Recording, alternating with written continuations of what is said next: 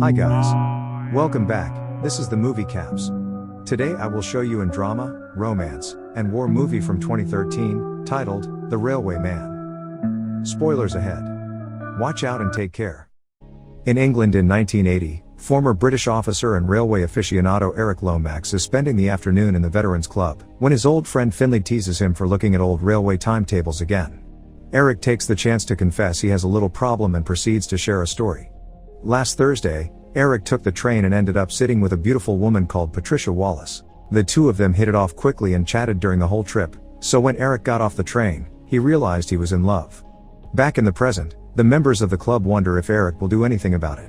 Remembering Patricia had shared the places she'd be visiting during her journey, Eric decides to rush to the train station and welcome her back before inviting her to have dinner at his house. While getting the meal ready, Patricia kisses Eric, and says she'll only do it again if he shaves his mustache, which he accepts. Eric and Patricia begin a relationship, and they're so happy together that they eventually get married. On the wedding night, while Patricia is in the bathroom, Japanese officer Takashi Nagase enters their room and kidnaps Eric to take him back to an old prisoner camp so he can be tormented for information. However, this is a hallucination Eric is having because of the psychological trauma caused by his experience during the war. When Patricia comes out of the bathroom, she finds her husband having an anxiety attack on the floor, having flashbacks of what happened 30 years ago. Young Eric used to be a communication officer for the British Army. One day, the troops he was working with accepted to surrender, so Eric and his fellow communicators took as many useful radio pieces as they could and sneaked them in their clothes before they were captured. With Nagase acting as an interpreter between prisoners and the Japanese army, the British soldiers were put on a train and sent away to a POW camp near the Malay Peninsula. Back to the present, now that they're living together, Patricia begins to notice Eric's odd behavior. Sometimes he will stare at the sea or the door for a long while, even getting up in the middle of the night to do so. He also takes down the decorations Patricia had put up in the seating room after he had said they were fine, now claiming he needs things to be the way they were. Patricia wants to help him and be there for him, but he refuses to talk about whatever is that haunts him. She also discovers a book with horrific illustrations of what war crimes used to be like, Eric's uniform and a wardrobe dedicated only to it, and a suitcase sitting on top of a bed in an empty bedroom. One afternoon, when the debt collectors come by their home, Eric hallucinates of Nagase again and tries to attack the men with a knife. He's stopped just in time, but as he realizes what he's done, Eric runs away from the house, still refusing to talk about it when his wife reminds him they can't live like this. Desperate to help, Patricia decides to follow him in the car, and that's how she finds out about the Veterans Club. After the meeting is over, she asks Finley for Eric's story, explaining she used to be a nurse so she's already seen lots of suffering. Finley doesn't think anyone can understand what they've gone through and refuses to share a story that isn't his, but when Patricia points out that Eric isn't coping and how badly he needs help to stop his suffering, Finley gives in and accepts to tell her what happened to them after they were captured.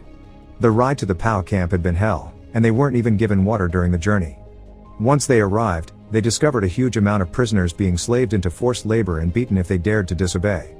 Most of the new arrivals were also sent to dig, but Eric and his fellow communicators were called lucky for being engineers, so their job would be working on fixing equipment.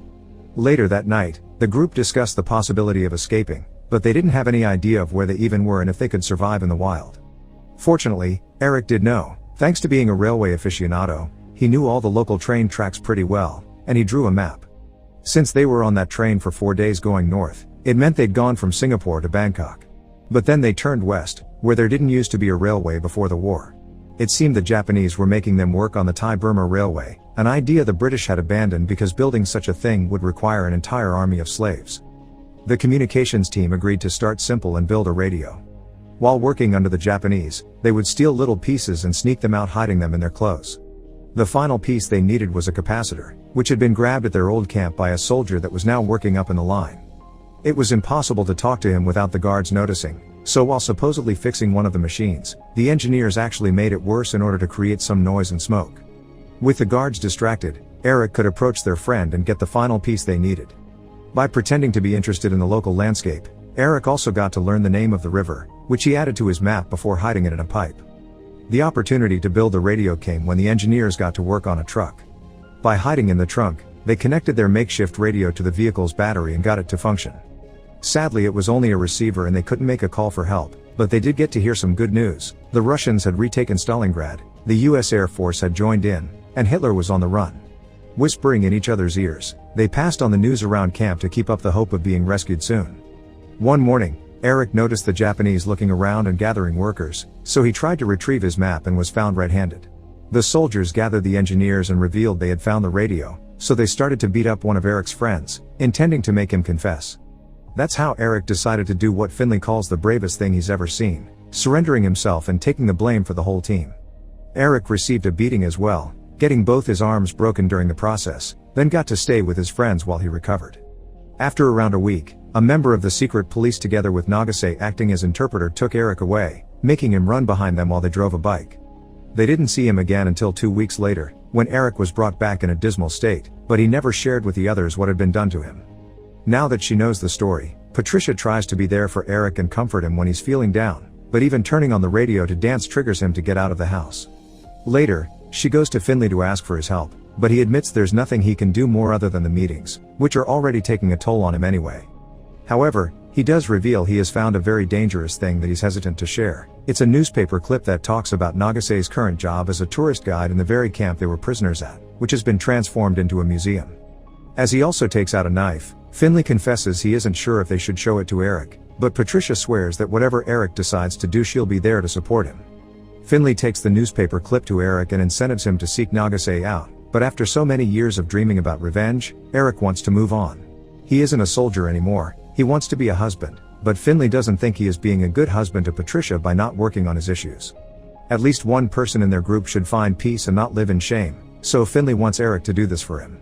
However, he goes too far by asking Eric what happened to him those 2 weeks that he was away, so Eric decides it's time for Finley to leave. The couple takes Finley to the station, and before boarding, he promises Patricia he'll send a message Eric can't ignore. Once he makes it to a part of the railroad that works as a bridge, Finley uses some rope to end things at last, not wanting to live with his trauma any longer. Patricia receives the news through a phone call, and Eric can guess what happened as soon as she says Finley's name. He asks her if she's happy, thinking this happened because she started to interfere.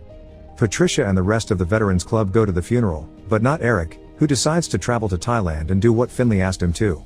He finds an older Nagase working as a guide in the very same place where Eric was kept as a slave, so he waits outside until the visitors are gone before sneaking inside and confronting his old enemy. Nagase doesn't recognize him at first, but he quickly catches on and sits down to be interrogated by Eric the same way Eric had been interrogated back then.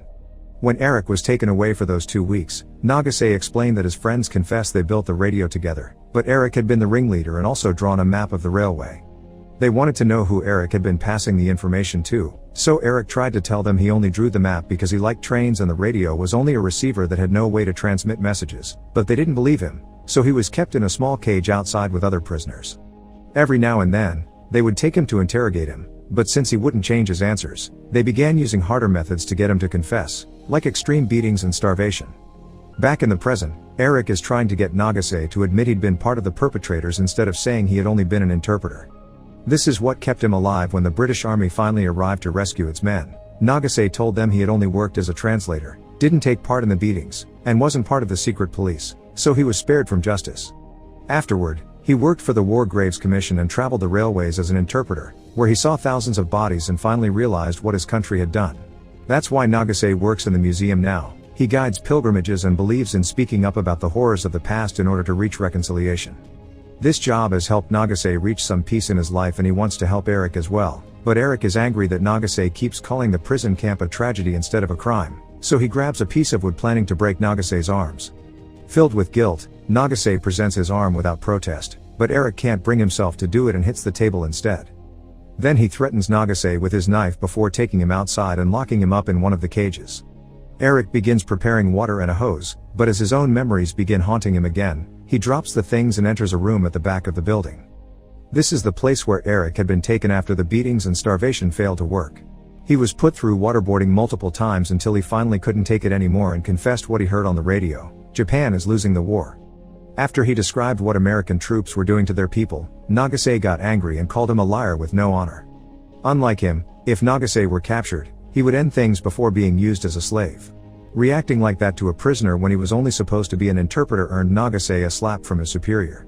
After revisiting the memory, Eric goes back to Nagase and confesses his mother had already been dead before it all began, so throughout the war he wrote letters to a dead woman. He wants to know what Nagase tells people about what they did to their prisoners, but Nagase admits they don't talk about it. When Eric points out Nagase didn't die rather than live without honor as he promised, Nagase explains back then he had believed all the lies his government had fed them. There wasn't any honor in what they were doing. Eric had told him the truth and held on, showing Nagase that nothing is worth more than this life. Eric brings up Finley and what he wanted him to do, so Nagase comes to the conclusion that he's still alive so they could meet today and Eric could bring a proper end to their story. Crying, Eric admits he's still at war with himself, so he grabs the knife and ends up deciding to free Nagase before going to the railway bridge and throwing the knife in a nearby river. Once he returns to Britain, Eric allows Patricia to comfort him. She has been scared that he would end up like Finley, but Eric explains it was different for him because Finley didn't have someone like her. Weeks later, they receive a heartfelt letter from Nagase, where he admits what he and his countrymen had done to Eric and his friends and expresses the guilt that has been haunting him since then. This time, when Eric returns to Thailand, Patricia goes with him. He brings Nagase a letter that makes him cry, because now both men had reached a mutual agreement of forgiveness. After Nagase apologizes, they embrace. The real Eric Lomax and Takashi Nagase became close friends and remained so until Nagase's death in 2011. Eric died at the age of 93 in 2012 with Patricia by his side. To watch more videos like this, subscribe to the channel. And be sure to click the bell icon so you can get our latest videos on time. So stay connected with the movie caps. Thanks for watching.